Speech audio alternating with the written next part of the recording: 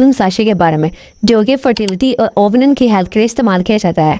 ये एक nutritional supplement है जो कि हर फीमेल यानी ख़वातीन की ज़रूर समझना चाहिए कि इसका इस्तेमाल क्यों ज़रूरी है ख़वातीन के लिए।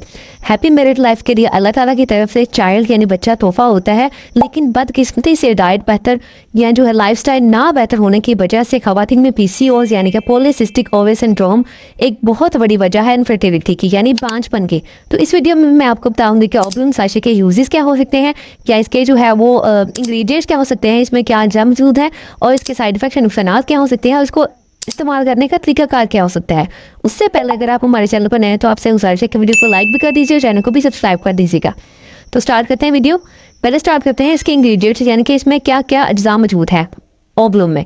ओवुलम में सबसे पहले एनोसिटोल मौजूद है। एनोसिटोल जो है माइनोसिटोल और डिकायरोनोसिटोल मौजूद है, जो कि हार्मोन्स को बैलेंस करता है और फर्टिलिटी को बूस्ट करवाता है, यानी कि बांझपन को कम करता है।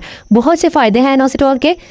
अगर दूसरी अज्जा की बात की जाए तो इसमें बीटा कैरोटीन मौजूद है, जो कि एंटीऑक्सीडेंट है और फर्टिलिटी को भी इम्प्रूव करवाता है। तीसरे नंबर पे इसमें एल-कार्निटीन भी मौजूद है, जो कि बहुत से फ़वायदे हैं इसके फीमेल रिप्रोडक्टिव सिस्टम के लिए। और फोर्थ नंबर पर इसमें जो है वो पैसिफ्लोरा इनकार्नाटा एक्सट्रैक्ट एक बहुत ही मेन इंग्रेडिएंट शामिल किया गया है, जो कि स्ट्रेस को भी रिड्यूस करवाता है।